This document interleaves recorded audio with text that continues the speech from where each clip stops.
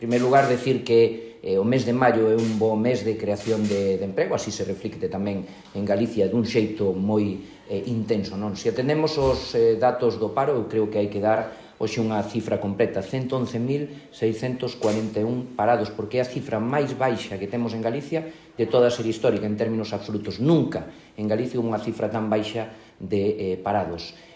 Tanto na comparativa mensual, 3.941 menos parados, como na comparativa interanual, 10.395, Galicia se sitúa entre as tres mellores comunidades autónomas en baixada do paro, por suposto, por riba da media nacional.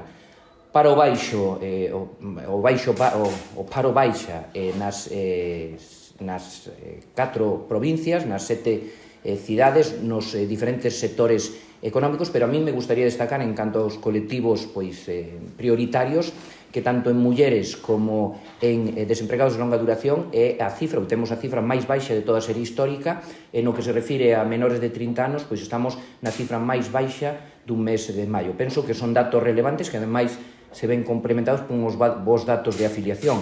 Temos nestes momentos 1.094.806 persoas afiliadas, prácticamente moi cerca do máximo histórico que foi en xullo do ano 2008. En todo caso, este que decimos é o mellor mes de maio en canto a afiliacións de toda a serie histórica.